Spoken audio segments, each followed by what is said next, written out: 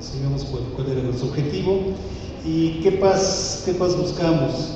La construcción de un ambiente de respeto, armonía y libertad, de observancia estricta de leyes y de elementales normas de convivencia que garanticen al individuo y a las sociedades una vida plena y llena de oportunidades.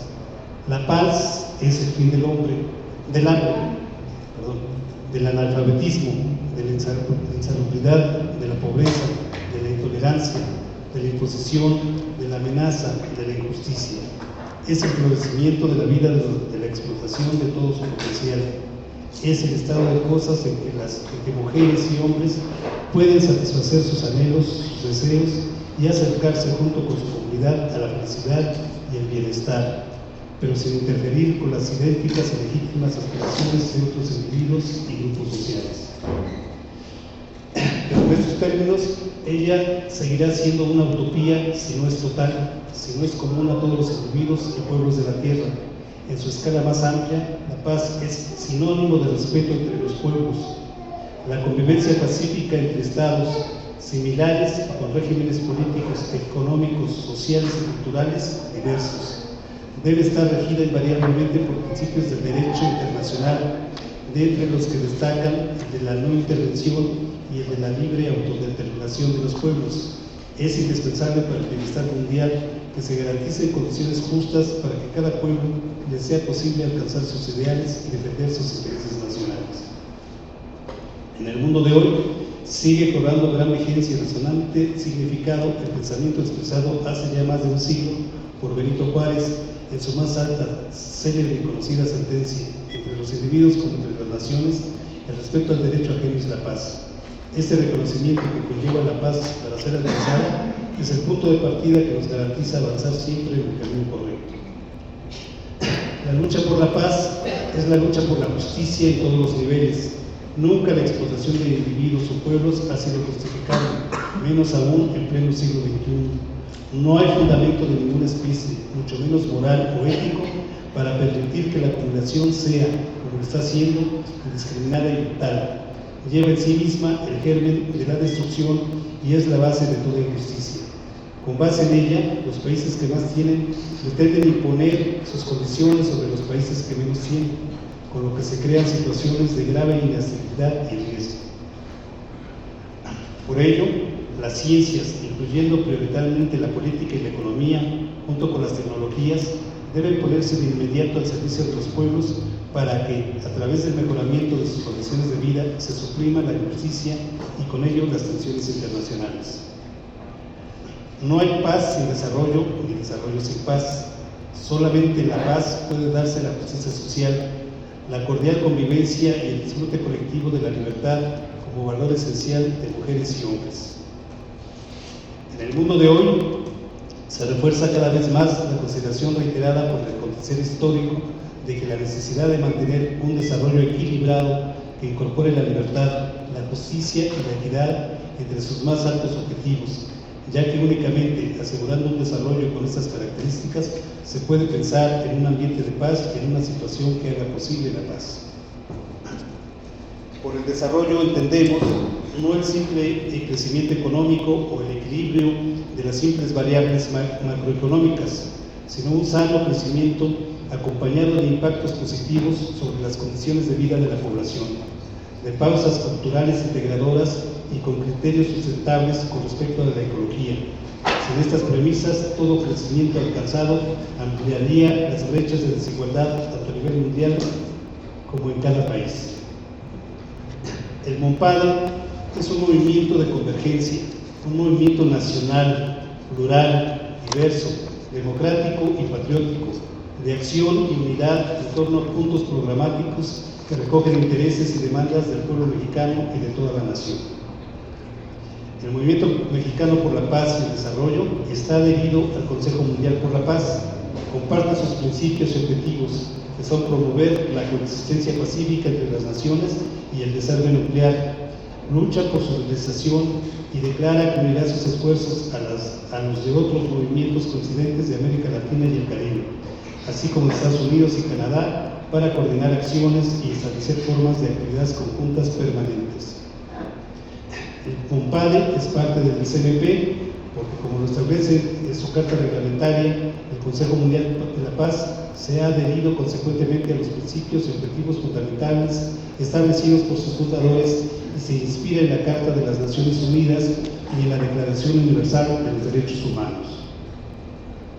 Desde su creación en 1949, el CMP ha crecido y extendido hasta convertirse en un movimiento de masas a escala mundial. Apoya la paz, el desarme y la seguridad mundial, la independencia nacional, la justicia económica, social y el desarrollo, la protección del medio ambiente, los derechos humanos y la herencia cultural, la solidaridad y el apoyo a los pueblos y movimientos de liberación que luchan por la independencia, la soberanía e integridad de sus países y contra el imperialismo. Las organizaciones y movimientos nacionales de paz asociados con el CMP, junto con las personas de diferentes corrientes políticas, pueden encontrarse en todos los continentes y regiones del mundo. El CMP se guía por las palabras de su presidente fundador, Frédéric Joliot-Curie, que dice: la paz es asunto de todos. El Movimiento por la Paz en México es miembro fundador en 1949 del Consejo Mundial por la Paz. En 1994, a instancias de Manuel Terrazas Guerrero, que en paz descanse, se transforma en el actual COMPADE, participando en asambleas, foros, conferencias y congresos convocados por el CMP. Bueno, este es así, en breves palabras, lo que es el movimiento. Bueno, ahora casi nos toca aclarar siempre, a veces nos confunden con otro movimiento por la paz y la justicia que anda por ahí, pero no, nosotros no tenemos nada que ver con ellos, ni ellos con nosotros, porque nosotros somos un movimiento histórico, así que no existimos simplemente en la coyuntura, sino permanentemente, desde, como se dice, desde la posguerra, el movimiento no tan solo en México, sino a nivel internacional, ha seguido actuando. En este sentido, en 1994, cuando se forma el COMPADE como tal, el primer presidente es el ingeniero Martínez Corbalán, fue embajador en Chile durante la época de la dictadura, y posteriormente el maestro Manuel Terrazas Guerrero asume la presidencia. Eso fue en un congreso que se hizo en el Poliforo Sequeiros en el año 2000, ¿sí? Y Manuel Terrazas Guerrero tenía, entre otras cuestiones, en su historia, que había acudido a ese primer Congreso Internacional en París en 1949 y siempre fue parte del secretariado del Consejo Mundial por la Paz. Era una personalidad internacional. En México fue 3 veces diputado, fue secretario de organización del viejo Partido Comunista de México, en fin, una personalidad muy reconocida en el ámbito político en México. Y fue precisamente el maestro Manuel quien propuso, lo harían los compañeros de Santo Domingo, de República Dominicana, le preguntaron a él que querían darle un reconocimiento a algún mexicano destacado. El profesor Manuel propuso al doctor Oscar González. ¿Sí?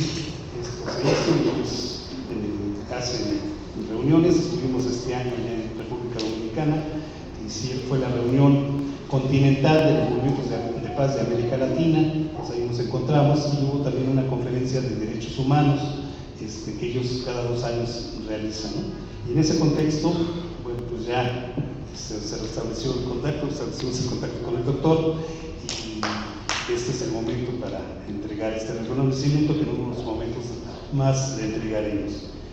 Bueno, a mí me faltó presentarme. Yo soy el ingeniero Rolando Alberto Rodríguez, soy presidente del movimiento actualmente, después del fallecimiento del profesor Manuel, yo era vicepresidente, entonces quedamos en esa posición de forma interina hasta que realicemos otro congreso, donde ya volveremos a nombrar oficialmente a todo lo que es el secretariado, y para esto estamos en el proceso de nuevamente ir dándonos a conocer, porque se ha perdido mucho información de qué es el Movimiento por la Paz. Les digo, mucha gente pues confunde que el Movimiento por la Paz es el que encabeza Sicilia, pero que no lo respetamos e incluso reconocemos la importancia de este movimiento, pero nosotros somos algo diferente, ¿no? Sí, porque creemos que hay causas que son las que hay que atacar, no simplemente los efectos de la violencia, ¿no? Y en ese sentido, pues, le cedo la palabra a la doctora María Antonieta Barrón, que es la viuda del maestro Manuel Terrazas. Ella es doctora en Economía, maestra emérita de la Universidad Nacional Autónoma de México, y que internacionalmente es constantemente invitada, es consultora, asesora, incluso de algunos organismos internacionales, creo que de la OEA, ¿verdad? Bueno, ella nos va a ampliar su currículum. Y ella maneja esa tesis, ¿no? De cuáles son las causas de que haya violencia en los pueblos. Sí, está bien. Así está bien. Buenas tardes, como señalaba el ingeniero Brito, yo soy Antonieta Barrón, miembro del MONPADE, y no por herencia.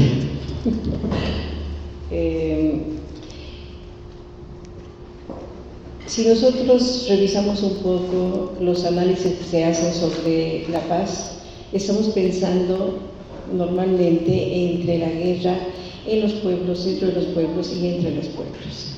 Sin embargo, yo creo que cuando cambia el modelo de acumulación en México y en el mundo, surge ese segundo modelo que se ha vuelto tan desequilibrado, tan desigual, que ha traído como consecuencia un incremento de la pobreza en México, en América Latina y en general en los países subdesarrollados, aunque Banco Mundial no ya habla de países subdesarrollados, sino de países en desarrollo. Yo señalaba en una reunión de Santo Domingo que en una reunión a la que fui de España había un letrero en el Sol que decía: 5 millones de parados es terrorismo. Sí.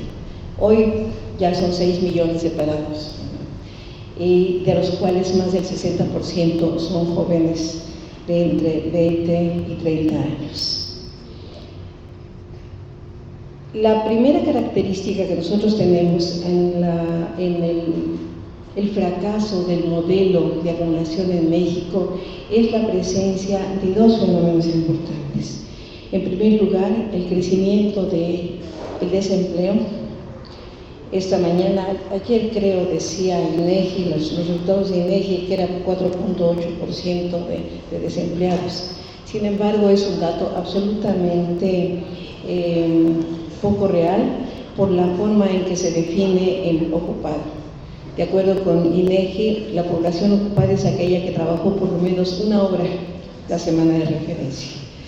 Claro, eso reduce mucho la tasa de desempleo, pero en general nosotros estamos pensando que aproximadamente el 15% de la población es población desocupada, sin tomar en cuenta lo ya reconocido por el propio INEGI y el Gobierno de México, que hay 7.5 millones de jóvenes de entre 15 y 29 años que ni estudia ni trabaja. En cuanto a los problemas de pobreza, Coneval señala que hay una caída de la pobreza de 1906 a 1910, de 1908 a 1910, baja la pobreza, de 2008 a 2010, baja la pobreza de 18.9 a 18.6% de la población. Pobreza alimentaria, porque además creo que fue a mediados del sexenio de Fox donde se reclasifica el concepto de pobreza. Es decir, hay pobreza alimentaria, hay pobreza de capacidades y pobreza de patrimonio.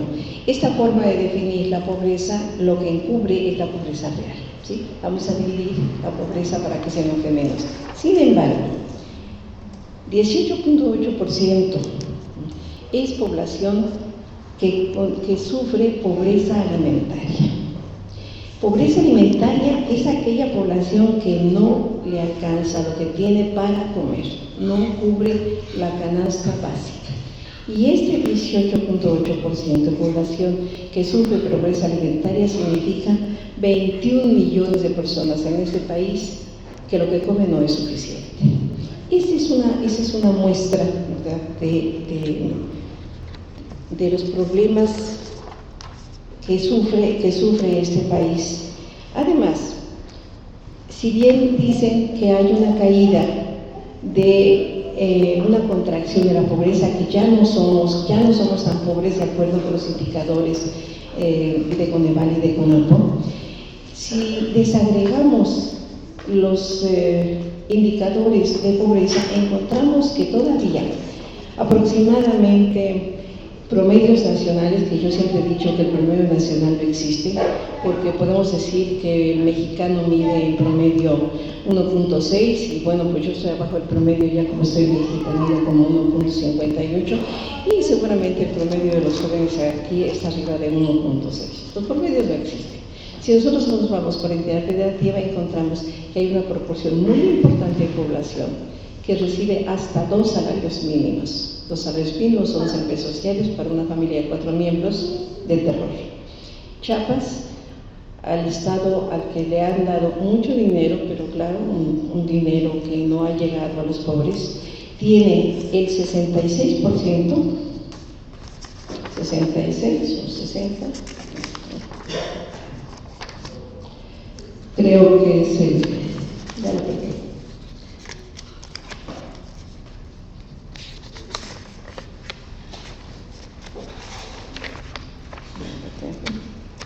Porque es así. El 66% de la población ocupada recibe hasta 2 salarios mínimos.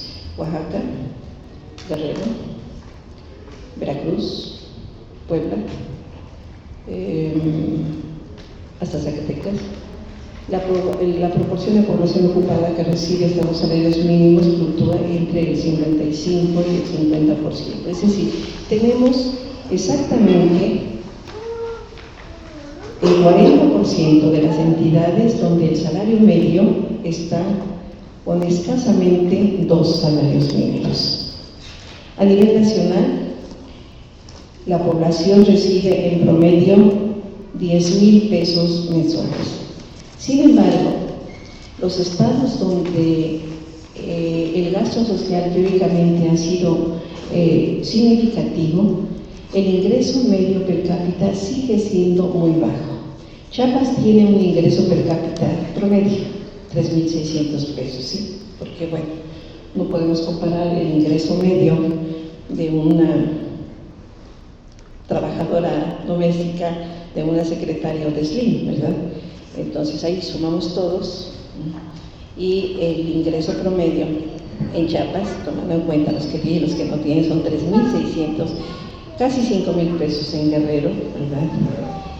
Campeche por el petróleo tiene 60,000, pero claro, suman el producto generado. Entonces, bueno, no hay forma de presentar fehacientemente los problemas de pobreza. En general hay indicadores que nos señalan que este país tiene una proporción importante de población en condiciones de pobreza.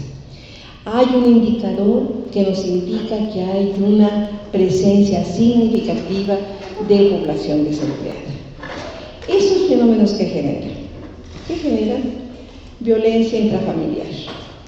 Un señor que tiene que ser proveedor, pero no puede ser proveedor, sale a buscar trabajo, no encuentra y lo ven mal su mujer o su hijo y los golpea. ¿Sí? Es una forma de acabar. Desafortunadamente, ¿verdad?, las reacciones sociales de la sociedad civil o de los partidos organizados no han sido suficientemente fuertes en este país, como lo que está pasando hoy en Brasil con el Mundial, con los juegos de fútbol, donde hay indignación y hay acciones concretas en contra de las políticas del Estado. En este país aún no pasa nada. Hay brotes importantes, ¿sí? Ayer o esta mañana los bomberos dijeron, por favor, Sí, háganos caso, necesitamos tener condiciones mejores de vida, y los del Yaqui se molestan y cierran las carreteras porque quieren el agua para ellos, ¿verdad? Y bueno, hay brotes, sin embargo, desafortunadamente en este país no hay suficientes expresiones sociales amplias que pudieran responder a lo que ya nos tiene verdaderamente indignados: la persistencia de la pobreza, la persistencia del desempleo, ¿verdad? Y agreguemos además ahora, bueno, los robos de estos exgobernadores que son indignantes, ¿verdad? Que son indignantes. No hay respuestas, pero además de eso, por lo menos hasta hoy decía un amigo que el primer semestre del gobierno actual tiene NA, ¿verdad? Vamos a ver si cambia, pero por lo menos hasta ahora el gasto social no sirvió para reducir la pobreza. Ustedes podrán ver los comportamientos. No trajo el PowerPoint porque no creí que hubiera cañón. En la política social, el gasto social no ha permitido reducir la pobreza. La pobreza se mantiene de todos modos 18%, 13% en 2004, 18% en 2010. Bueno, hay un incremento real de la pobreza más lacerante, que es la pobreza alimentaria, ¿verdad? No hay una respuesta a la política del desempleo, ¿sí? No hay una respuesta a la violencia tampoco. Bueno, este es el esquema. Yo creo que la convocatoria es a que encontremos mecanismos de participación social. Esta sería un poco la salida y la presión. Hoy vemos que los Twitter, yo no sé ni cómo entrar ni cómo salir, bueno, ya estoy vieja, ¿no? Pero creo que esto ha permitido que redes sociales cada vez se enteren más de cosas, y que pudiera en un momento determinado ser uno de los elementos. Y por supuesto, yo soy vieja militante comunista y estoy convencida de que es la organización partidaria la que debería llevarlos adelante, ¿no? A responder ante estas desigualdades. Bueno, pues muchas gracias.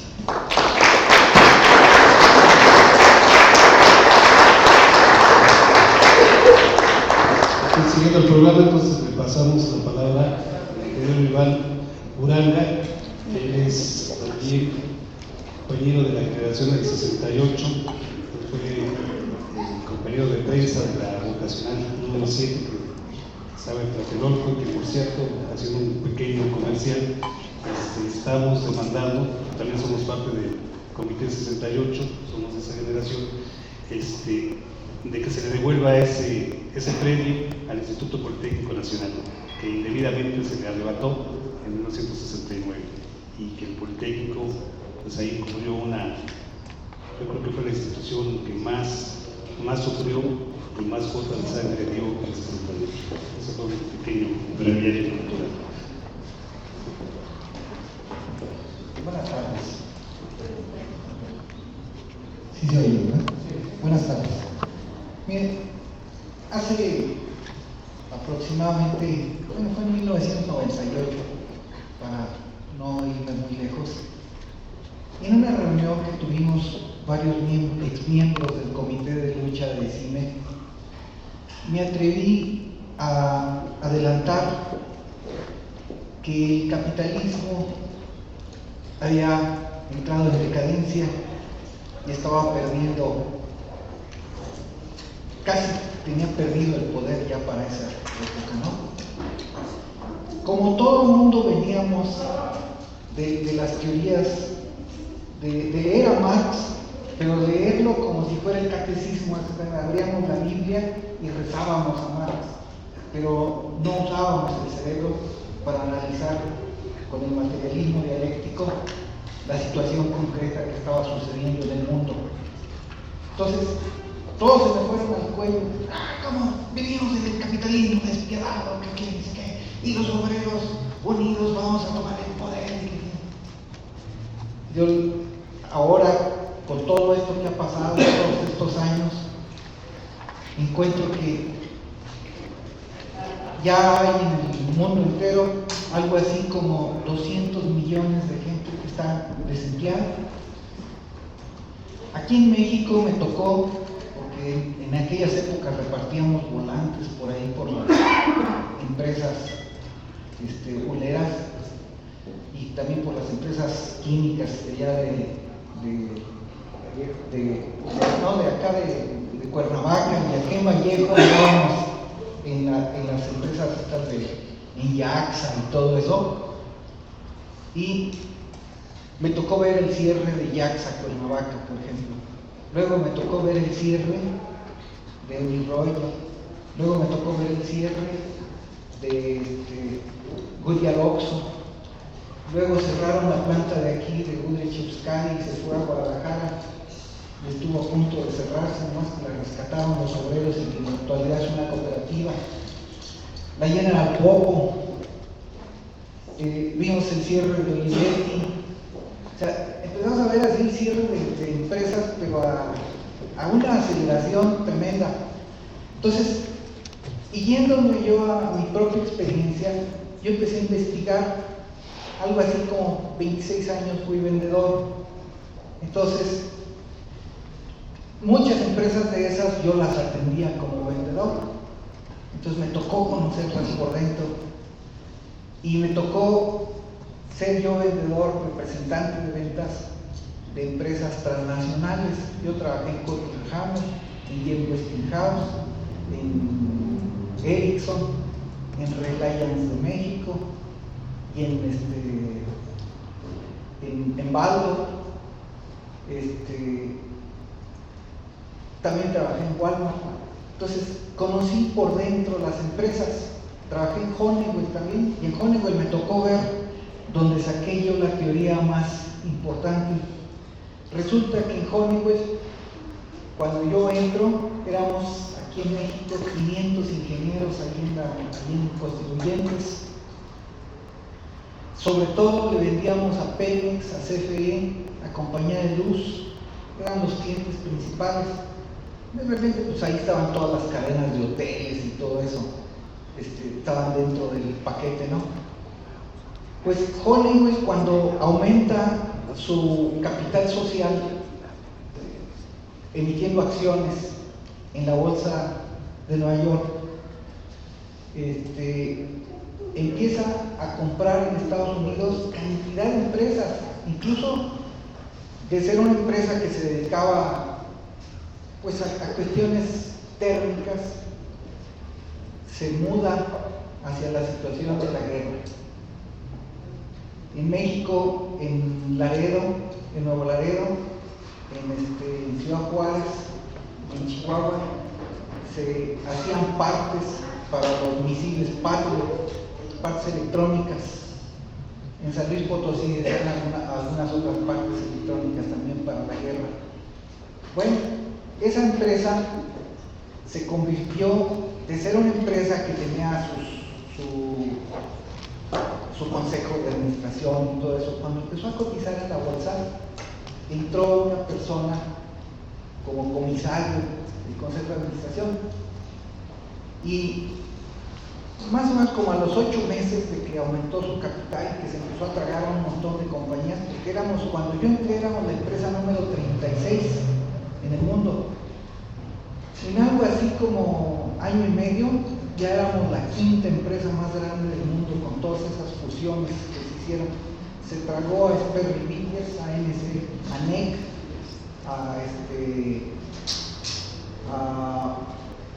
a varias de la guerra, sobre todo empresas de la guerra, no las recuerdo.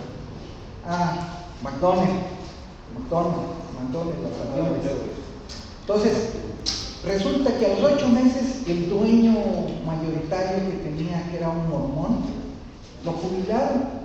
Él seguía cobrando sus regalías y todo de sus acciones que tenía, pero él ya no era el dueño, ya no tenía la capacidad para dirigir una empresa de ese tamaño, porque ya ahora la empresa se movía con capital intensivo y ya no necesitaba fabricar todo lo que vendía. Ahora tenía maquiladoras por todo el mundo, en Japón, en Taiwán, en China, en Corea del Sur y en México, porque las plantas que eran en México de la empresa pasaron a ser maquiladoras. Entonces, yo dije, no, esto ya no es capitalismo. Esto de que les estoy hablando sucedió por allá por el año de 86, 87. Dije, no, esto ya no es capitalismo. Ya no son las líneas de producción las que, siguen siendo las líneas de producción las que generan la ganancia, pero la ganancia ya no se queda en el capitalista, en el dueño de la empresa. La ganancia ahora circulaba a través de la usura, de la bolsa de valores donde se emitían las acciones, circulaba a otro lugar donde otra gente que no eran los capitalistas que nosotros conocíamos normalmente, a los que les llegaba ese río de dinero. Entonces, este nuevo sistema social que fue tomando el poder en el mundo, ya ahora, en el transcurso del tiempo yo lo investigué y resulta que, pues nació con el colonialismo todavía feudal. La Bolsa de Valores de 1602, que se funda en 1602 en Holanda, fue una compañía que fue la Compañía de las Indias Orientales, la Compañía Holandesa de las Indias Orientales, una compañía que duró 200 años y dio 18% de utilidad anual durante 200 años. Fue una compañía colonial que se movió con energía eólica, porque todavía no había petróleo. El carbón se usaba lateralmente, pero fundamentalmente se movió con energía eólica. Yo esto se los digo porque mucha gente piensa en la actualidad y dice, la energía eólica es intermitente, no puede generar mucha energía. Nada más la flota holandesa tuvo 4.800 barcos y transportó 630.000 marinos en esa época. Entonces, y se movían con puro viento. Entonces, ese invento no pudo progresar durante todo el capitalismo porque hay cosas que aunque se inventen les hacen falta otras cosas que ocurran en el mundo para poder desarrollarse. Estaba inventada la cuestión de la bolsa de valores, pero no sé si ustedes alguna vez les haya tocado lidiar con millones de datos que hay que ordenarlos. Bueno, ese embrión que nació en 1602 vino a desarrollarse en 1971 cuando Nixon revoca el tratado de Bretton Woods.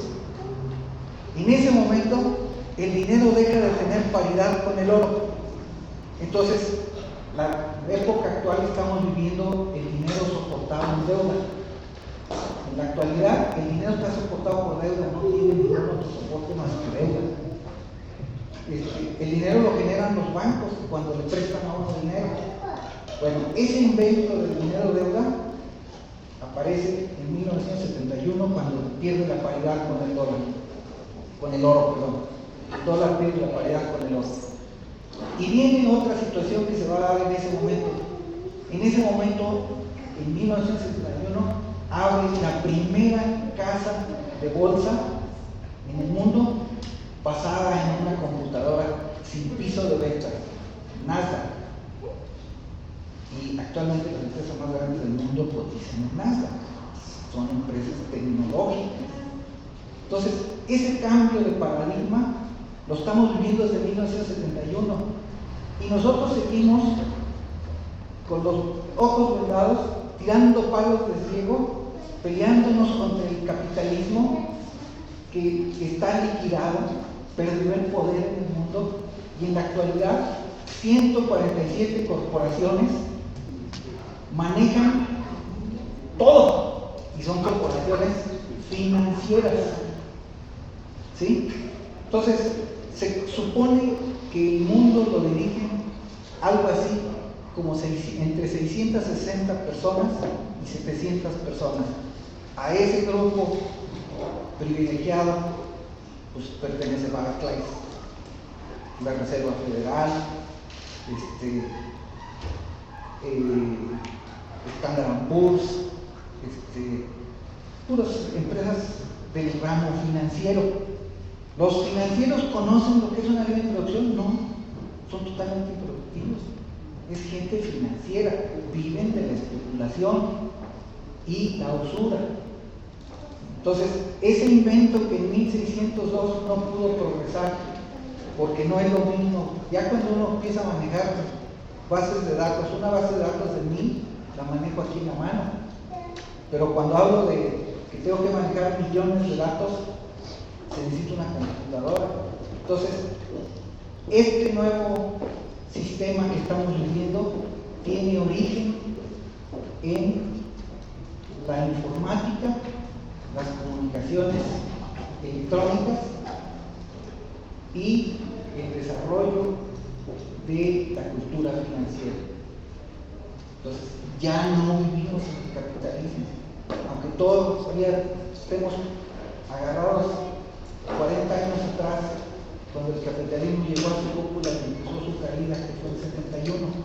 Pues esa tesis me he dedicado ya los últimos años a estarla soportando, a estar agregando más datos, a ver qué dicen todos los autores, porque yo la saqué de manera empírica, viviendo lo que yo viví en las transnacionales, viendo cómo cambiaban la propiedad adentro de las transnacionales, porque el caballo de Troya del sistema financiero son las transnacionales que cotizan en bolsa.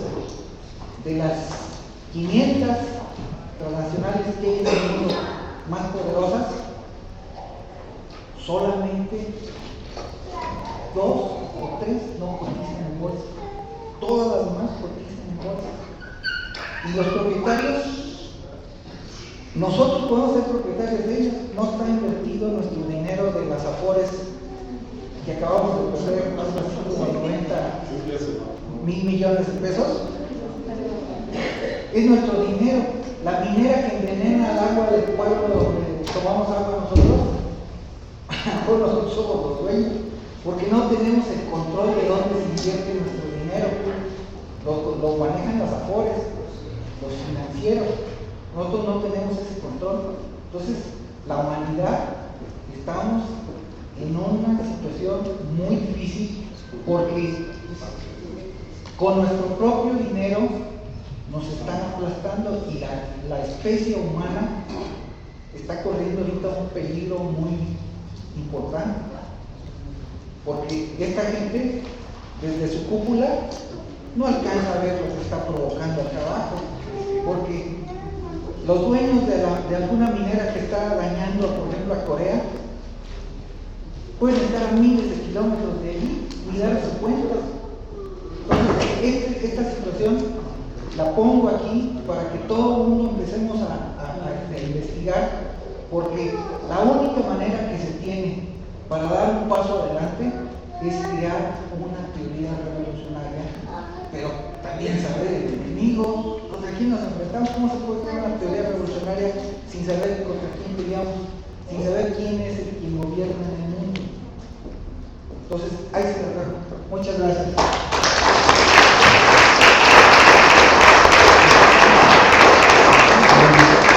Son estas dos intervenciones, una que apunta a la doctora Barón, pues, cómo está la pobreza, la pobreza extrema, y lo que apunta el ingeniero Iván, que es el cambio de paradigma del viejo capitalismo clásico, podríamos decir, a un nuevo tipo de explotación financiera. Bueno, estas son dos premisas que ya en el debate, en las preguntas, podemos seguir profundizando. Pero vamos a darle ya el micrófono a nuestro homenajeado, doctor Óscar González, que nos va a hablar del papel de México como nación en la lucha en el concierto mundial por la paz.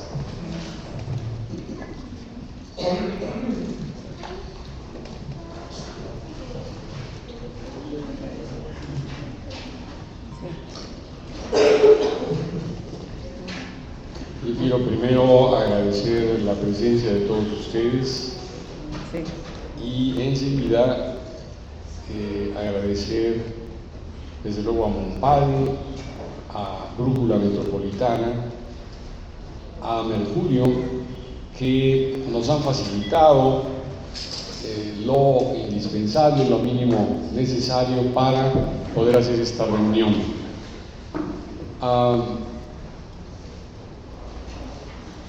Yo quisiera, primero decir que es un reconocimiento el que hoy se le entrega, totalmente merecido, pero muy bienvenido por una razón fundamentalmente, porque proviene de una asociación, de una unión dominicana de periodistas por la paz, pero particularmente por el hecho de que el profesor Manuel Terrazas haya tomado esta iniciativa. Es realmente una distinción, un privilegio inmerecido que él haya pensado que este reconocimiento para un mexicano podía atribuírsele. No es que yo haya hecho nada específicamente y, digamos, por méritos personales. Me ha tocado participar en distintas actividades, siempre en representación de algo, en representación en algún momento de mi país como diplomático, en representación de organizaciones civiles o de movimientos sociales, pero nada más. Dicho esto, quisiera más que hacer un recorrido de cuáles son algunos de los puntos, de los hitos por los que México ha pasado en la lucha por la paz. Mencionaré desde luego algunos. Primero, señalar que hay personas que sí han dedicado su vida, su trabajo, su obra a esta lucha de una manera constante, consistente, que son además batallas que se dan desde la izquierda, desde las izquierdas nacionales y desde las izquierdas mundiales. Y más que nadie, pienso yo, en este campo, es el propio profesor Manuel Terrazas quien merece este y otros reconocimientos. Su vida transcurre en una lucha constante, precisamente en este campo, como comunista, como socialista, como luchador social, como promotor de la paz, de los derechos humanos. Ya se dijo aquí, fue 3 veces diputado, fue escritor, conferencista y, por supuesto, no se mordía la lengua para decir lo que pensaba, y solamente a manera de ejemplo, cuando se hizo la invasión de Irak, él escribió lo siguiente: la invasión y la ocupación de Irak, encabezadas por Estados Unidos, han sido violatorias del derecho internacional y la Carta Constitutiva de la Organización de Naciones Unidas. Se atacó a un Estado independiente, miembro de este organismo, con base en falsedades y sin tomar en cuenta las acciones de millones de seres humanos en favor de la paz y contra esa aventura bélica. La brutalidad de la ocupación, la tortura y la violación permanente de derechos humanos, así como los sentimientos nacionales arraigados en el pueblo de Irak, han originado un movimiento insurgente que no sigue las fronteras étnicas, religiosas e ideológicas que Estados Unidos pretende imponer, etc. Es claro, pues, que hay ahí un ejemplo muy plausible, muy destacado de un verdadero luchador por la paz desde nuestro país. Bien, sobre el tema mismo, ¿no?, que es tan amplio, todos conocen la frase famosa de que, la guerra es la continuación de la política, o donde termina la política, comienza la guerra.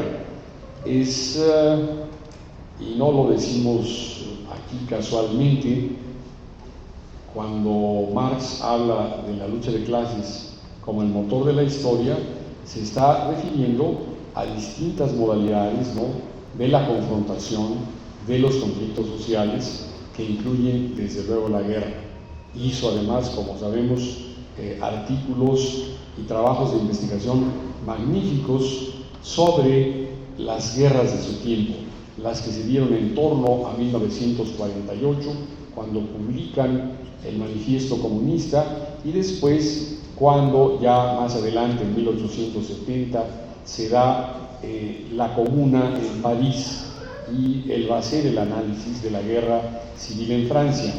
Hay pues textos clásicos sobre este tema desde el ámbito de la izquierda, y desde luego junto con él todo lo que ha venido a constituir después lo que conocemos como el pensamiento crítico o el neomarxismo, el marxismo después de Marx, pues simplemente para señalar entre otros autores a Chomsky, a Wallerstein, a Boaventura, a González Casanova, a Tilio Borón, que siguen ocupándose de estos temas de lo que ahora se llama la geopolítica mundial.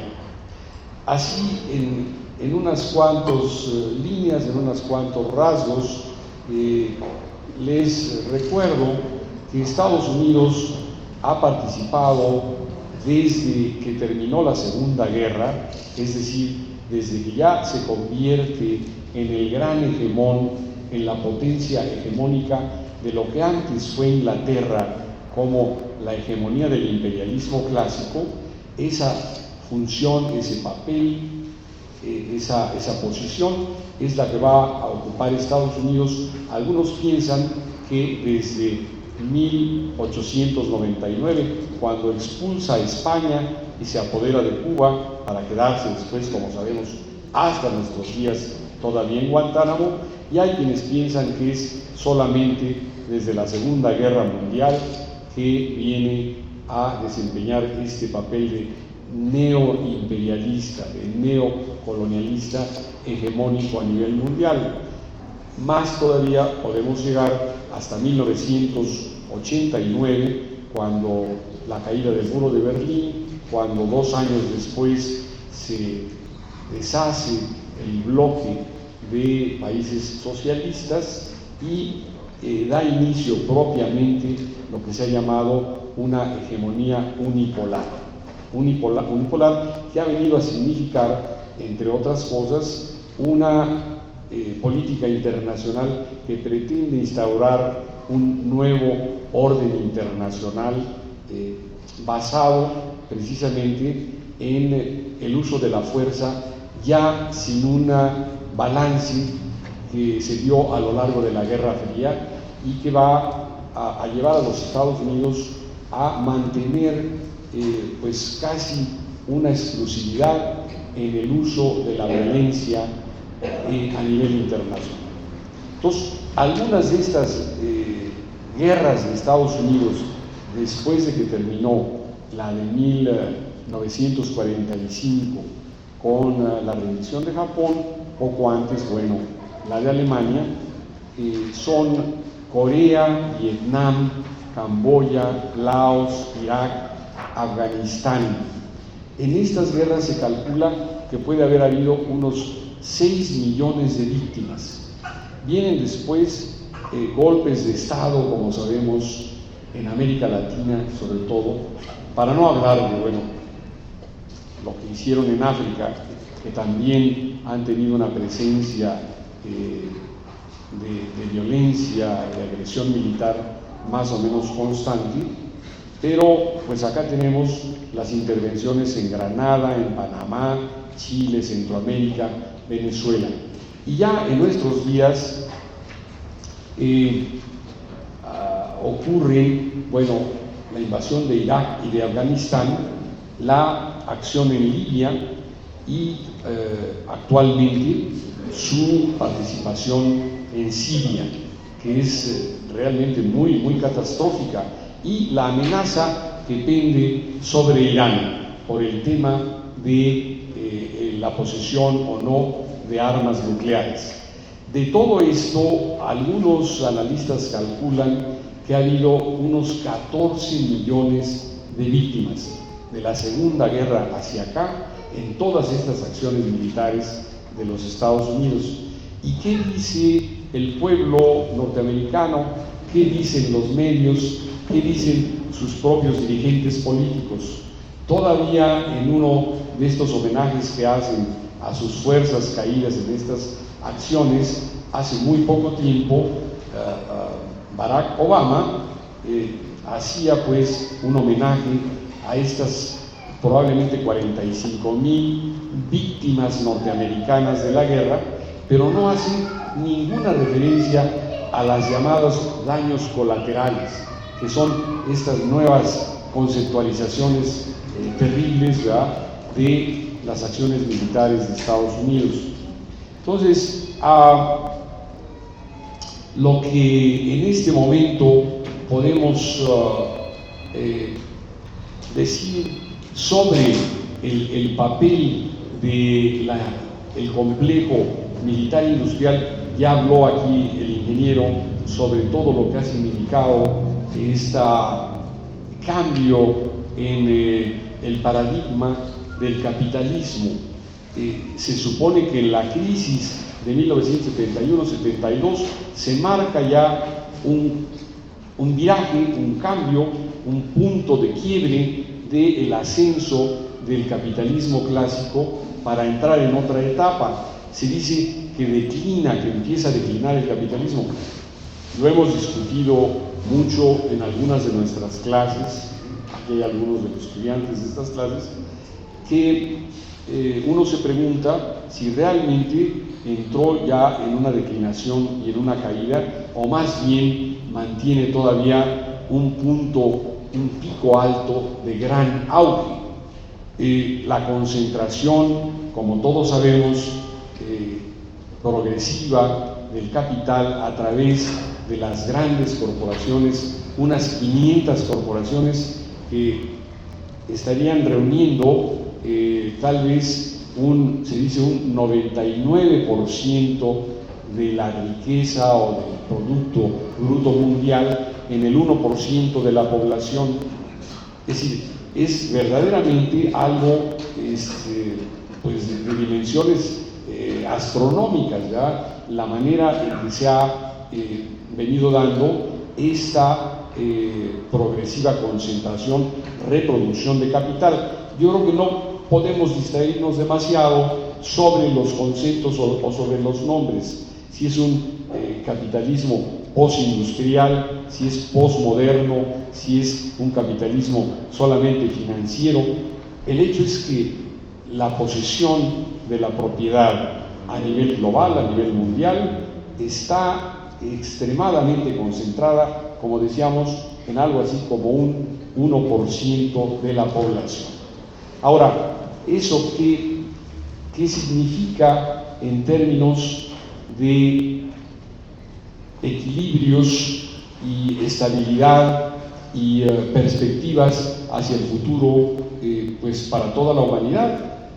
Bueno, pues entre otras cosas, hay que decir que no hay manera, hasta donde se ve por ahora, de que este proceso entre realmente en una involución y lleve a lo que los clásicos llamaban, condiciones pararevolucionarias, o sea, una coincidencia entre condiciones objetivas y subjetivas para que pueda producirse un cambio social de alcance mundial.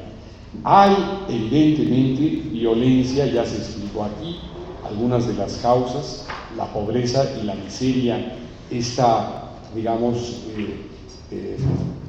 polarización que se viene dando desde el neoliberalismo, desde el 89 hasta nuestros días, estas 2-3 décadas, se ha llegado a nuevas formas de lo que se llamó o se sigue llamando el capitalismo salvaje, Entonces, ¿hacia dónde apunta todo eso?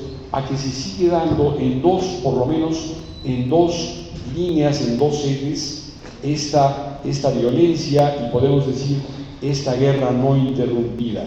Una sobre y contra la naturaleza, la manera en que se ha afectado el medio ambiente, las conferencias internacionales de Kioto, de Río de Janeiro, los esfuerzos por revertir este proceso que hasta la fecha no cuentan con la adhesión ni de Estados Unidos ni de los principales países de la OECD, o sea, los 8 países más poderosos, muy poco hacen todavía para suspender esto que con toda propiedad podemos llamar una guerra contra la naturaleza.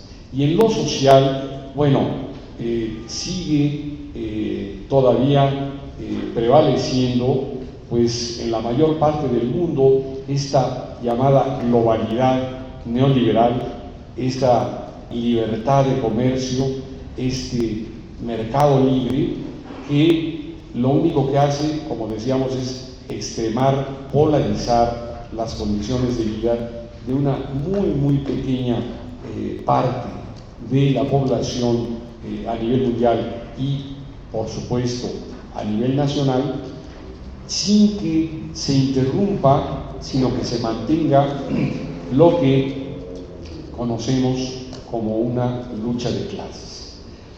Pues para no extenderme demasiado, pues solamente, bueno, subrayar que continúa este proceso de militarización, de reproducción del capital, en lo que Pablo González Casanova ha llamado el capitalismo de guerra. Estamos en una etapa, en un momento en que hay indicios de que para sostenerse en esta posición hegemónica, el complejo militar industrial de los Estados Unidos tiene que seguir recurriendo a la guerra como una forma de esa reproducción de capital y como una forma de hacer grandes negocios. Pero además, ya se señalaba también con estas nuevas tecnologías.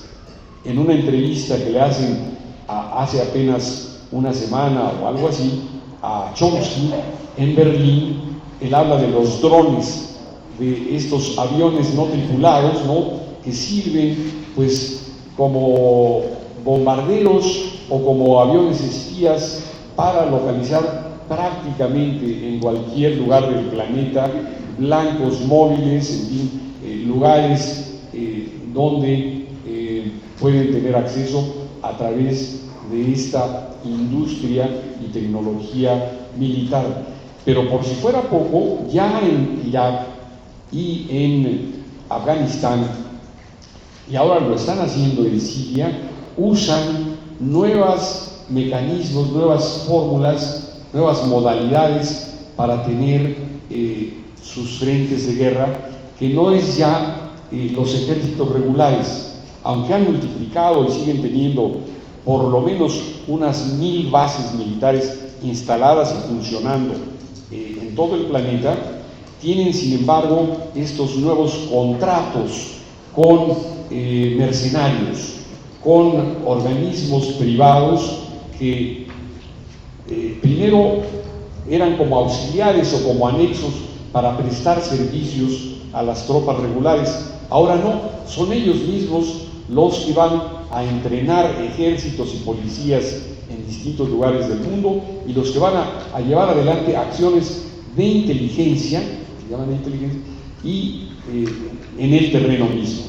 Por cierto, en este tema, en este punto, que es el primer frente de la lucha de clases de nuestro tiempo, y que es la guerra ideológica, ya hay algunos nuevos elementos que han ido surgiendo que permiten no solo conocer mejor y tomar conciencia, sino de alguna manera dejar al descubierto y promover acciones de resistencia en el campo de la llamada inteligencia y de la información.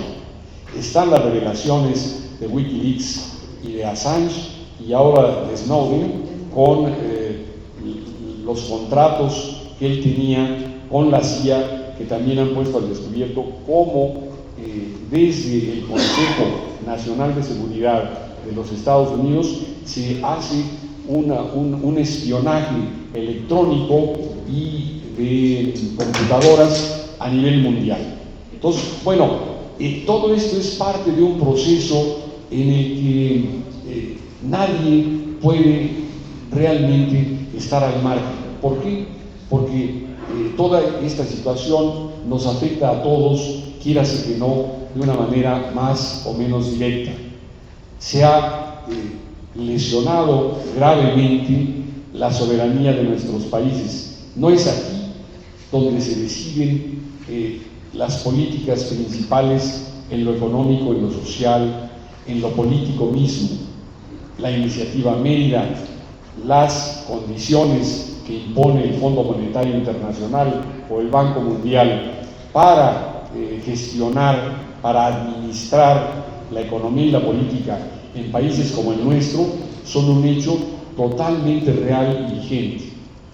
Por cuanto a los esfuerzos históricos que ha hecho México, bueno, hay varias cosas que se podrían mencionar y que no dejan de ser en algunos casos sustantivas y en otros tal vez un poco más circunstanciales o anecdóticas. Por ejemplo, cuando en 1945, antes de que se redacte la Carta de San Francisco, que es con la que se funda la Organización de Naciones Unidas, se hace una conferencia de Chapultepec precisamente para adelantar, para hacer los primeros protocolos y las primeras redacciones de lo que será esa carta. Se hace en México y hay una participación muy destacada, entre otras por un diplomático, Padilla Nervo, que es uno de los principales redactores de ese documento. Más adelante, al redactarse en el 48, en 1948, la Declaración Universal de Derechos Humanos, México tendrá también una participación destacada y será uno de los 51 primeros países que van a firmar ese documento. Ahora, como sabemos, son 200 o 202, 203 los países firmantes de la Carta de Naciones Unidas y de la Declaración Universal, que es propiamente la parte doctrinaria y constitucional del sistema de Naciones Unidas, con todas las deficiencias y problemas que hay, es, digamos, un punto de transición hacia futuras formas de organización. Pues México ha sido parte del órgano encargado de preservar la paz mundial, supuestamente, dentro del sistema de Naciones Unidas, y ha sido 3 veces miembro del Consejo de Seguridad. Tuve la oportunidad de estar en el 81 y en el 82, en que estuvimos por segunda ocasión en el grupo de diplomáticos mexicanos que trabajamos ahí, y una de las, digamos, de las acciones tal vez más relevantes en ese periodo fue cuando logramos, junto con Porfirio Muñoz Ledo, él era el embajador permanente y yo el embajador alterno, ante el Consejo de Seguridad de Naciones Unidas, logramos sacar una resolución que es probablemente una de las últimas que se dieron por unanimidad, condenando en 1981 el ataque que hizo Israel a un reactor atómico en Irak. Era en un lugar llamado Osirak, tal vez algunos lo recuerden. Bueno, nos tocó en ese mes, en ese día en que ocurrió ese ataque, México presidía el Consejo de Seguridad y tuvimos que redactar, negociar, etcétera, esa resolución donde los 15 miembros condenamos esa acción. Ha habido otros hitos, otras instancias a nivel regional, por ejemplo, cuando México se niega a desconocer su relación con Cuba. a pesar de la presión de los Estados Unidos, ya en la década de los 60, me parece que es una contribución importante de México a la paz mundial, porque trabajar por la paz no es una supuesta o presunta neutralidad. Creo que solo se puede trabajar por la paz desde la izquierda y para promover el cambio social. De otra manera no se entendería ni tendría sentido, y eso es, entre otras enseñanzas, una que nos deja muy claramente con su vida y con su obra Manuel Terrazas. Hay otras instancias, como por ejemplo el asilo y el refugio en la época del fascismo en Europa, que va a arrancar en España y va a seguir, bueno, Italia y Alemania, y que va a llevar a la Segunda Guerra Mundial, y que con el presidente Cárdenas va a hacerse pues una página, yo diría, bastante plausible, también memorable, de la política exterior mexicana. Está sus acciones en relación con los procesos de revolución que fueron interrumpidos por Reagan en Centroamérica, donde México va también a abrir sus puertas a refugiados centroamericanos y en particular guatemaltecos a principios de la década de los 80. Está la participación constante de México en las conferencias mundiales y regionales sobre desarme, e incluso la iniciativa del embajador García Robles, con quien nos tocó estar en Ginebra en algunas de estas asambleas sobre desarme, y que llevó al Tratado de Tlatelolco, que ahora tratarían de hacer algo equivalente en otras regiones del mundo, pero no hay respuesta positiva ni de países europeos ni de Estados Unidos.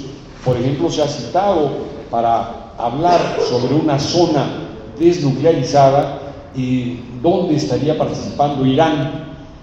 Ahí ya no va Obama ni van los Estados Unidos, suspenden cualquier participación para una conferencia de este tipo. ¿Por qué? Porque están inculpando, están señalando a Irán como la amenaza mayor para la paz mundial en nuestro tiempo, como la amenaza nuclear. Cuando en esta conferencia de la que les hablaba y en esta entrevista de una gente tan autorizada como Noam Chomsky, que coincidió en Berlín con una visita de Obama para decir no es ni Irán ni es Siria, es Estados Unidos y es Israel. ¿Por qué? Porque ellos sí tienen y hacen uso de armas convencionales y eventualmente son los que estarían más dispuestos para utilizar las armas atómicas. Entonces, hay pues una serie de acciones que, como estas que he mencionado, tal vez habría que investigar, que precisar un poco más de cómo ha contribuido México a un cambio en la cultura social, en la cultura política con respecto a la paz internacional. Por último, bueno, pues reitero mi reconocimiento, mi agradecimiento tanto a los periodistas, esta Asociación Nacional de Periodistas Dominicanos, como a Mompare. Creo que es el momento en que un organismo como este, que ya se dijo, se fundó en el 49, con varias personalidades, bueno, mundiales y desde luego de México, todas ellas de izquierda, de que sea relanzado, de que pueda tomar un nuevo impulso esta acción civil, social, para avanzar en crear condiciones que impidan la militarización, la represión, las acciones de violencia desde el neoimperialismo internacional. ¿Y cómo puede ser? Me atrevo a sugerir desde ahora que un camino, un espacio donde se puede dar esta nueva participación de Monpale sea a través del Foro Social Mundial. Este espacio que se abrió, como sabemos, hace unos 10 años en Brasil, donde ahora se está dando este gran movimiento popular, y que ahí se pueden abrir vías para contribuir a crear una verdadera cultura por la paz y por los derechos humanos y por una democracia social y popular. Gracias por su atención.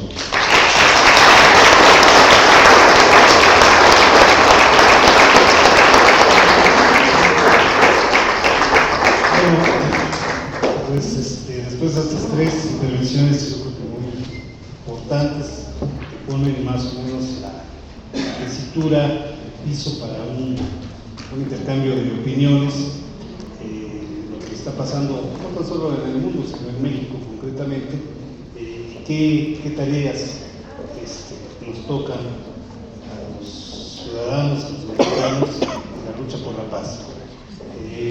Pues abro la ronda, los compañeros que quieran intervenir. Les pediría nomás que hiciéramos máximo 3 minutos, porque para no hacerla muy cansada. El compañero y luego la compañera por acá. Sí, muchas gracias, buenas tardes. Con este recordatorio muy importante que se hace del surgimiento del Movimiento Mundial por la Paz en 1949, podemos también recuperar la creación de otro movimiento, pero que tiene por fundamentos la discreción completa, porque es un comité de científicos, el Comité Puwash, que se funda en Canadá, y para dar argumentos contra la proliferación de las armas nucleares, que fue fundado este movimiento Puwash por, entre otros científicos, por Albert Einstein y los que estuvieron involucrados precisamente en la creación de la energía atómica, pero que luego reaccionaron, inclusive recomendaron al gobierno de Estados Unidos que no lanzara las bombas sobre Japón, porque pues ya estaba derrotado, pero lo hicieron Truman. Y en ese comité Puwash, fundado por estos científicos, ha participado ya mucho después, en los 60, 70, una científica mexicana que también pues, le tocó ser ganadora del premio Nobel, que se colocó a ese comité Puwash, que es Ana María Cheto, física de la UNAM, pero que pues, no se puede promocionar, tiene que ser con absoluta discreción para que no nos acusen de comunistas, de quién sabe qué, pero sí dan fundamentos para esto. Bueno, ese es en el aspecto científico, pero en el aspecto de este movimiento mundial por la paz, cuya rama mexicana es el movimiento mexicano por la paz, se participó a principios de los años 50, en 1953, en manifestaciones contra la locura de los militares estadounidenses, Patton, en Corea, que ya estaban por querer lanzar las bombas atómicas y desatar, porque ya tenían también sus bombas atómicas la Unión Soviética, y entonces se levantó un gran movimiento de protesta para detener esa locura, y afortunadamente resultó de eso un bello poema de Efraín Huerta, que se llama el poema Hoy he dado mi firma para la paz, cuando vio a unos jóvenes recolectando firmas en la Alameda de México, y él creó ese hermoso poema que me comprometo a traer aquí unas copias en la próxima sesión del Grupo Metropolitana, porque obviamente, quiero decir, conociendo a Efraín Huerta, él estaba en este movimiento por la paz. Y entonces dice Óscar González que no merece ese premio. Sí lo merece, porque dentro de esa perspectiva histórica, desde 1949, pudimos constatar una gran cantidad de movimientos, sindicatos, campesinos, estudiantiles, por decir así, en este siglo, que fueron impulsados, organizados, fuimos animados por Óscar González en la Universidad Autónoma de la Ciudad de México hasta hacer un acto en el Zócalo de la Ciudad de México, pero hubo una gran cantidad de actividades de denuncias, de análisis, de fundamentaciones para crear este movimiento social. Y por lo tanto, pues reiteramos nuestro agradecimiento y nuestro reconocimiento que seguirá creciendo conforme se vaya saliendo toda esta labor discreta, callada, pero hemos sabido que continúa y por lo tanto merece este homenaje Óscar González. Muchas gracias.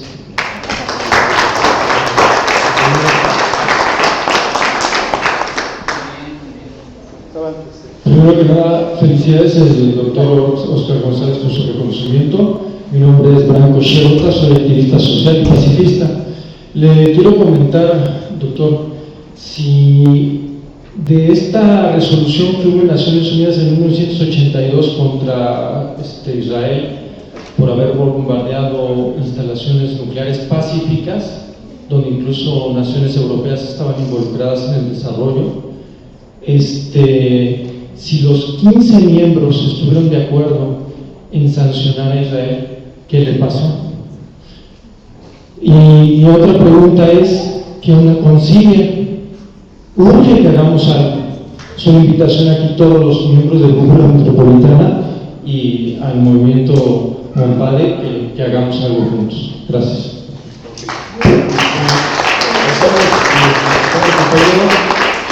Acá el compañero, había primero antes y después la compañera.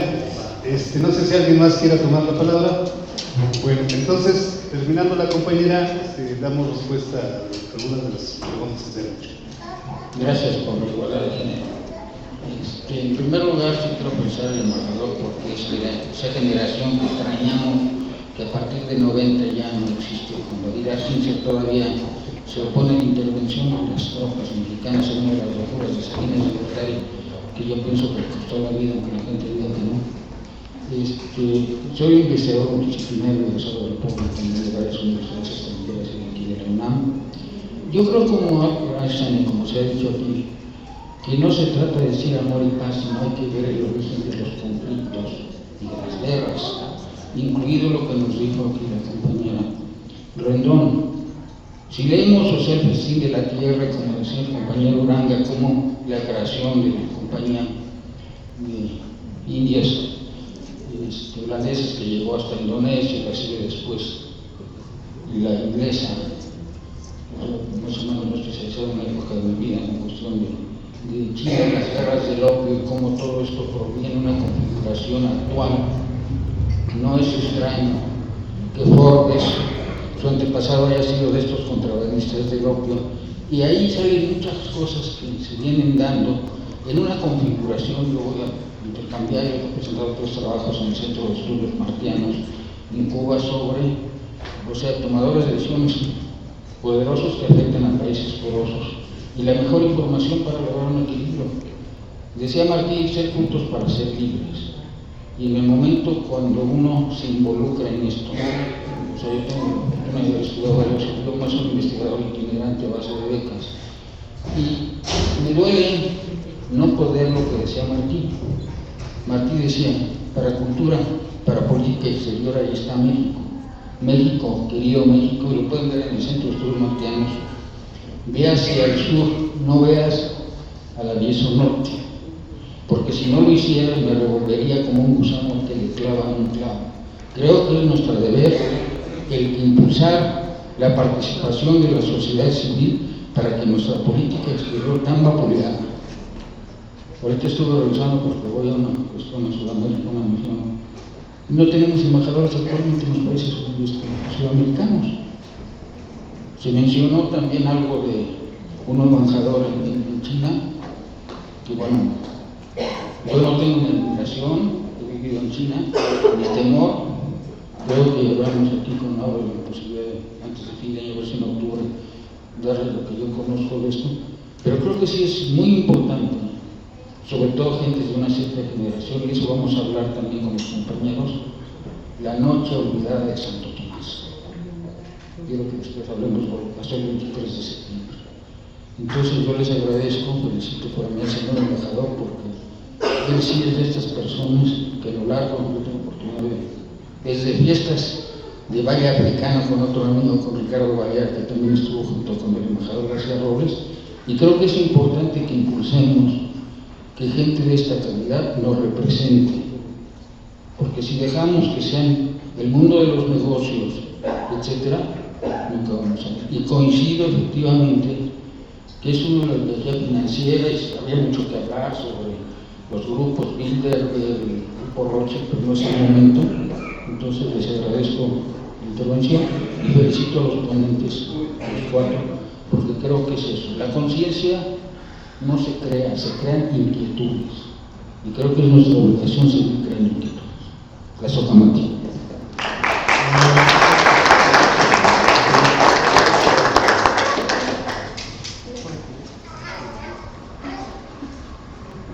Buenas tardes a todos.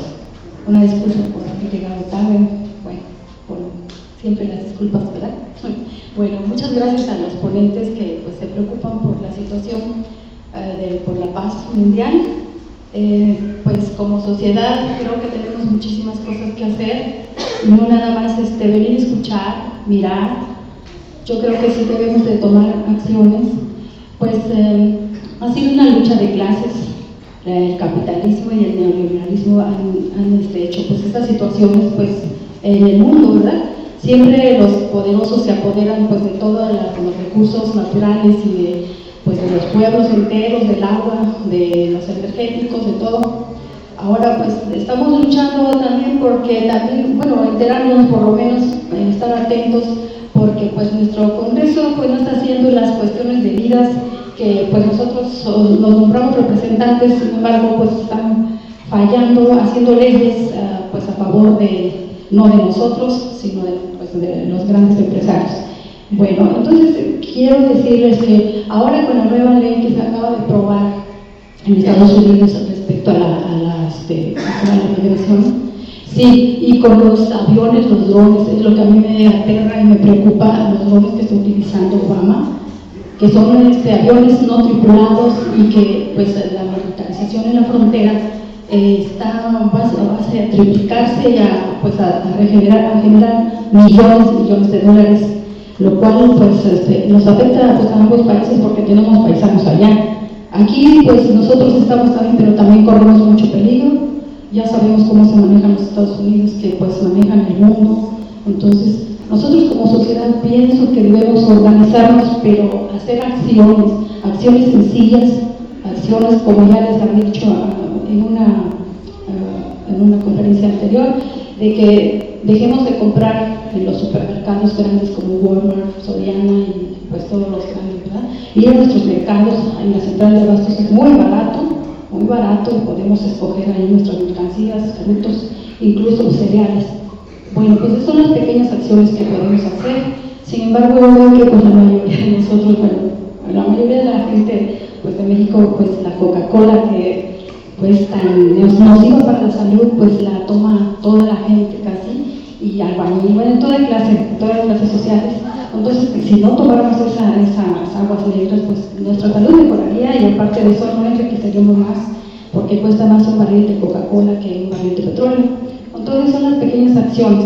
Mi pregunta nada más es para los ponentes de que, pues, ¿qué hacemos nosotros como sociedad para la paz en esta cuestión de los drones que pone Obama y que nosotros como ciudadanos indefensos, ¿qué podemos hacer o qué acciones tomar en estas circunstancias que pues son aterradoras? Muchas gracias. Una última intervención. Buenas tardes, Gerardo Cristán, felicitando al doctor, felicitándolos a ustedes también. El día de hoy es 26 de junio. Hace 105 años nació el doctor Salvador Allende Gossens. Se conmemora entonces el día de hoy su cumpleaños. Hago una invitación formal a los ponentes y a todos ustedes para el próximo sábado en la Comisión de Derechos Humanos del Distrito Federal a las 12 del día para un acto conmemorativo político-cultural. El acto está organizado por la Asociación Salvador Allende Gossens de Exiliados en México. Con ese motivo, yo tengo una pregunta, doctor, y va a ser motivo de la organización de un evento el día 11 de septiembre, que es el 40 aniversario de la toma de la moneda. Lo resumo en la siguiente pregunta. ¿Qué hizo falta para que el gobierno de la Unidad Popular sobreviviera al embate de la burguesía y el capitalismo? Pinochet inaugura en el mundo el surgimiento del neoliberalismo como proyecto económico. Entonces tiene la mayor relevancia que nosotros nos hagamos la pregunta en relación al fenómeno de paz. ¿Por qué? Porque Allende asciende al poder por la vía democrática. Es electo presidente con una mayoría en el Congreso, son particularmente distintas de las elecciones en Chile, pero es electo democráticamente como presidente. Y él, a lo largo de su mandato, se caracterizó por no entrar en una confrontación violenta con la burguesía, al grado de que la izquierda le decía que confiaba más en los generales que en los trabajadores, y los socialistas le reclamaban, que era su partido, que ya basta de negociar, es hora de actuar. El embajador en aquel entonces le dijo a Allende que si él creía que ingenuamente la burguesía iba a ceder el poder, y en ese sentido no entendió Allende la necesidad de armar al pueblo. Castro también se lo mencionó y le dijo, a menos de que tú reconviertas el ejército, no vas a poder sobrevivir.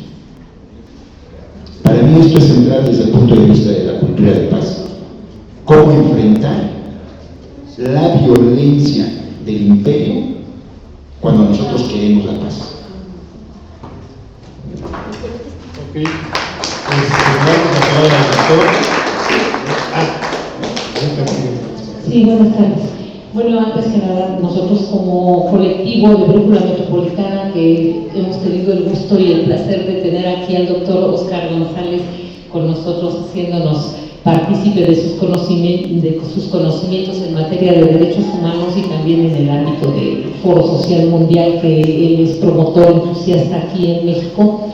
Bueno, pues extendemos una felicitación, nos unimos al reconocimiento que le está otorgando la Unión Dominicana de Periodistas por la Paz y las diferentes organizaciones que convocaron hoy como parte de la ayuda al Frente Cultural Revolucionario, quienes, bueno, aquí presentes algunos de sus miembros, estamos todos realmente muy contentos por participar y quisiéramos extender algunas preguntas al foro sobre el tema que estamos tratando, que en este caso es respecto a las modificaciones al artículo primero constitucional en función de los derechos humanos que se insertaron y que ahora está una nueva iniciativa en el Congreso para quitar esa parte y volver a hacer ese retroceso, ¿no? Entonces, que si podrían hacer algún comentario.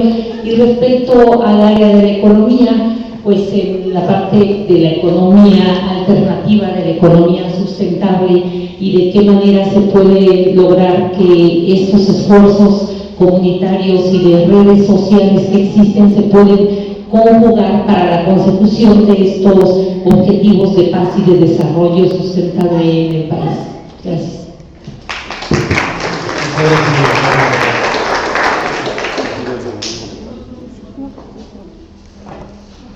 Bueno, brevemente, en realidad dos comentarios coinciden en relación a esto que parecería una contradicción, cómo defender la paz, cómo luchar por la paz y no simplemente admitir o aceptar un statu quo, un supuesto equilibrio. Cuando se dice que no puede haber paz sin justicia, me parece que se está diciendo una gran verdad. Es decir, no es que vivamos en un estado de paz, sino más bien, como dice este sociólogo noruego, vivimos en una violencia estructural que es propia del sistema. Probablemente, seguramente, en las distintas etapas históricas ha habido condiciones equivalentes, pero donde no nos puede quedar duda de que hay una violencia estructural organizada que en última instancia se sustenta en el monopolio de la violencia, es en el capitalismo y en sus derivaciones hasta nuestros días. ¿Por qué? Porque no es solamente, como decía Marx, que por un lado estén los intereses dominantes en la sociedad civil, sino que también esos intereses están reflejados en el control del Estado, que es la sociedad política. Entonces, en última instancia, quien detenta las características del Estado moderno, por lo menos desde Maquiavelo hasta Marx y hasta nuestros días, esta manera de monopolizar la violencia desde el Estado, siendo el Estado la representación del interés de una clase dominante, ese es entonces el tipo de paz que se nos impone. ¿Qué hacer frente a eso? ¿Cómo? Bueno, nos hemos planteado muchas veces estas preguntas en distintos espacios, en distintos foros, cursos, etc. Bueno, pareciera que se van abriendo poco a poco nuevas avenidas, nuevos ensayos, nuevas rutas hacia la lucha por una paz justa. Y tenemos en años recientes esta resistencia social y estos movimientos sociales crecientes, progresivos, que se van dando sobre todo en América Latina. Pensamos algunos que es porque aquí en América Latina es donde tuvo su principal teatro de ensayo y digamos de desarrollo y de beneficio para las clases inversionistas extranjeras y las oligarquías criollas. Es en América Latina donde ha tenido su culminación, su auge mayor el neoliberalismo. No en Asia, no en África, donde hay otras formas, capitalismo de Estado, ahora en Rusia, bueno, en China, pero acá en América Latina es donde a partir de Pinochet, se acaba de decir, ya con el poder militar en la mano para hacerlo valer, se imponen las políticas de Washington, el decálogo, ¿no?, de las políticas que vienen impuestas por el Fondo Monetario Internacional. Entonces, es acá donde se van a ir a la vez generando formas de resistencia social. No es casual que sea en América Latina donde surjan los más importantes, modernos movimientos sociales. ¿Cuáles son algunos de los lugares donde ocurren? Bueno, todos lo sabemos, es Venezuela, es Ecuador, es Bolivia, es en algunas etapas o momentos en Argentina, en Uruguay, en Brasil. En Brasil, donde ahora está resurgiendo con nuevas modalidades. Es toda una interrogante abierta la que tenemos enfrente.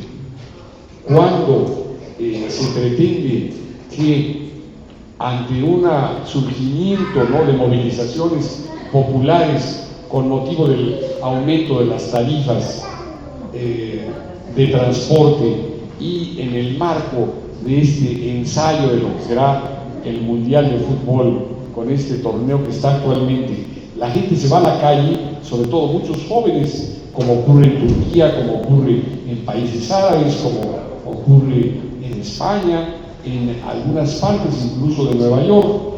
Se da ahora esta movilización y todo el mundo espera lo clásico, que es el garrote, la represión, los gases lacrimógenos, las balas de goma como las que se utilizaron aquí el día 1 de diciembre.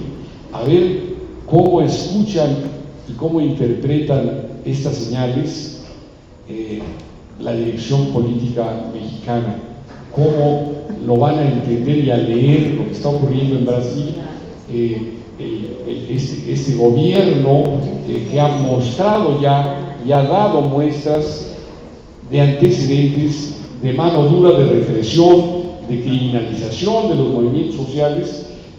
Pero he aquí pues que una dirigente que proviene de las filas de la izquierda, como sabemos, Dilma Rousseff, dice: no, en lugar de poner un muro, un dique, me monto en la punta de la ola y con este respaldo me voy a lo que sería una alianza de gobierno y pueblo.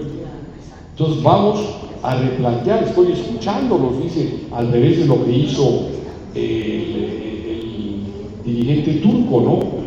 De apretar el puño y salir a golpear. Dice: no, vamos a ver qué es lo que están pidiendo y cómo vamos a replantear, a revisar nuestras políticas nacionales. Y entre unas de las primeras medidas que se anuncian, además de prepararse para un Congreso Constituyente, que si se da en este clima de progresivo avance de la resistencia y ampliación ahora a los sindicatos, a las organizaciones campesinas del movimiento de los sin tierra, puede dar un vuelco, y por la importancia y por, digamos, el papel geopolítico de un país como Brasil, puede tener una irradiación hacia toda América Latina, sobre todo cuando hay estos otros países y estas otras condiciones de izquierda, socialdemócrata, limitada, condicionada, como ustedes quieran, pero izquierda al fin, que está dándose en América del Sur, se extienda al resto de América Latina. No podemos dejar de considerar que eso es viable, que eso es posible. Y entre otras medidas dice: bueno, estamos ya tomando las medidas necesarias para utilizar un 10% del presupuesto nacional en educación. Y vemos luego cómo le hacemos.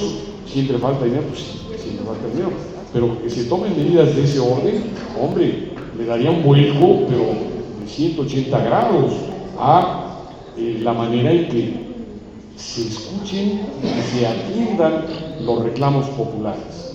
Entonces, ¿qué hacer? ¿Cómo hacer?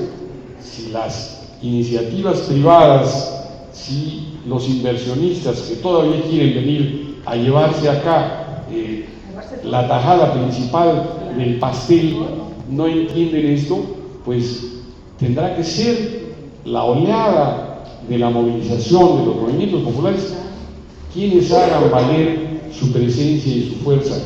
Si no es la propiedad privada la que va a crear los empleos, pues ya no puede, y además no le conviene.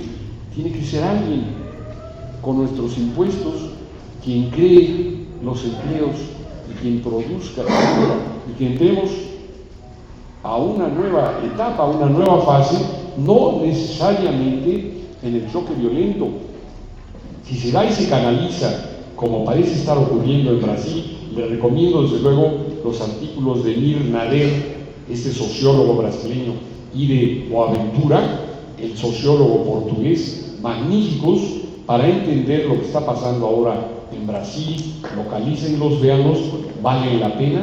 Entonces, ahí están pues las posibilidades de nuevos momentos y nuevas vías de acción.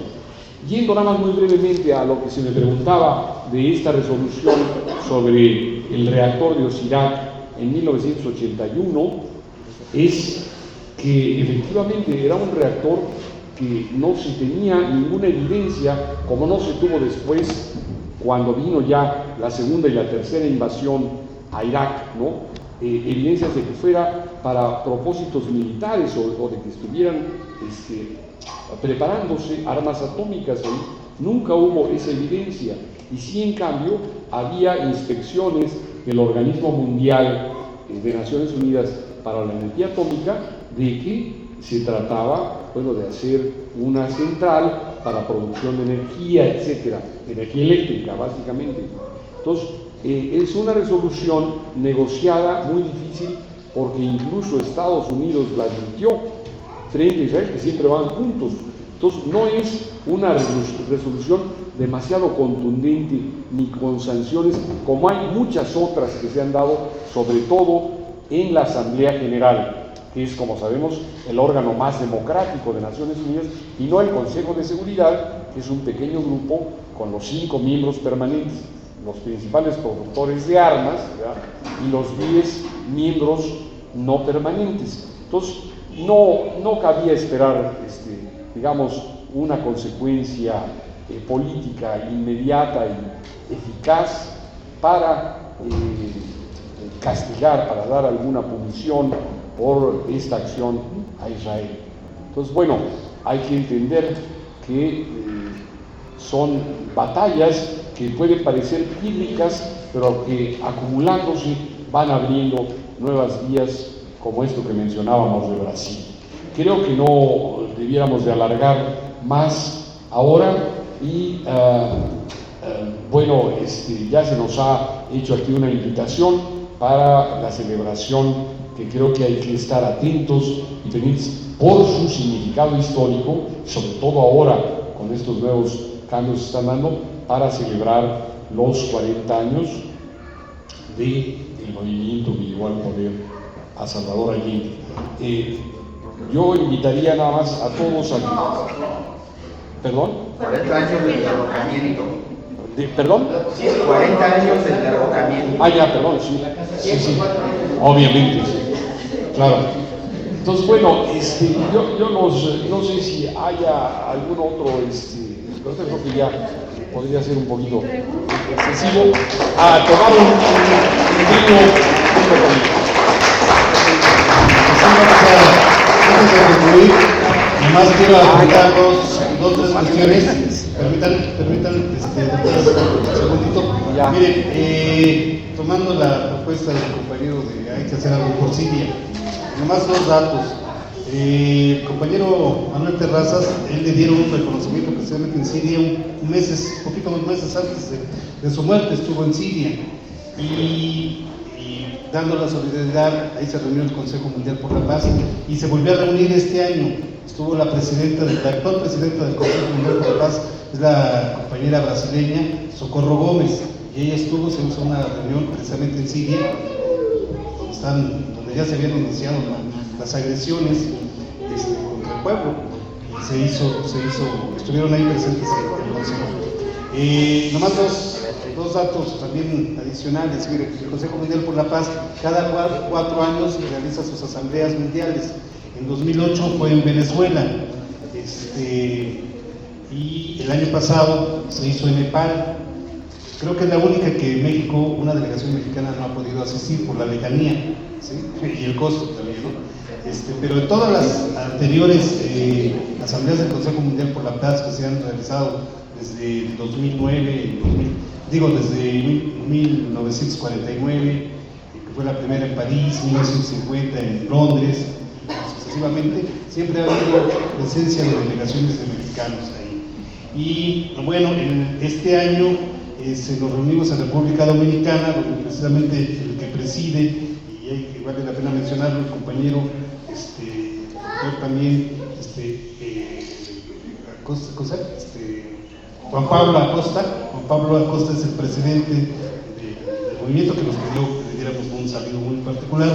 Esperamos tenerlo a él aquí en México el año que entra, en el mes de febrero, donde es un compromiso que hemos adquirido de realizar la reunión que periódicamente también se hace trilateral, que se llama, entre los movimientos de paz de Canadá, Estados Unidos y México. El año que entra lo vamos a hacer, pero invitando también a los países, como invitados a los países centroamericanos y a los países del Caribe. Nosotros nos pasan sus correos, estaremos informando de esta próxima actividad, que es el compromiso internacional que tiene el movimiento por realizar. Y bueno, y el camino, más puntualizo que el Movimiento Mexicano por la Paz y el Desarrollo ya nos ha sacado su historia, parte de un poquito de su historia, donde por ejemplo en 1954 hubo una marcha cuando la primera invasión, por la invasión a Guatemala, ¿sí? El derrocamiento del presidente Arbizu. Ahí estuvo una gran manifestación, hay fotos históricas donde Frida Kahlo sale en silla de ruedas por ahí, con Diego Rivera, etcétera, ¿no? Entonces son la historia del movimiento que siempre ha estado presente. Seguramente haremos algún acto aquí en México sobre lo de Siria, si hay algún pronunciamiento, si aquí nos pondremos compañeros, de acuerdo con los compañeros de Brújula, para ver si nos prestan aquí o lo hacemos en otro espacio, ¿no? Pero sí, seguramente vamos a estar en eso. Es uno de los pronunciamientos que el Consejo Mundial por la Paz se está haciendo. Se acaban de reunir ahorita el pasado mes de mayo, se reunió el secretariado en Portugal y el punto central fue precisamente Siria, ¿sí? Igual que Palestina también es otra de las agendas, y Venezuela, que Venezuela también está en el ojo de la agresión imperialista, ¿no? Y finalmente, resalto, nosotros, el Movimiento Mexicano por la Paz y el Desarrollo, invita y convoca al pueblo mexicano a la lucha por la paz. Nosotros no damos besos, pero sí convocamos a luchar, ¿sí? Pues gracias, y le entregamos el reconocimiento al doctor. Doctora, si quiere leer lo que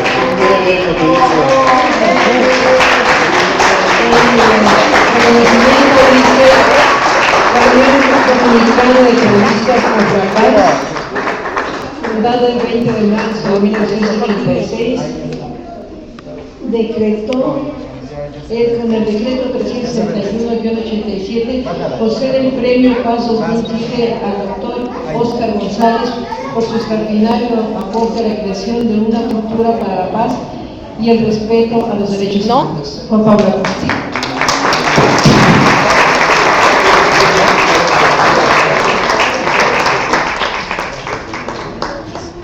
Pues los invitamos a un brindis a todos. Está bien,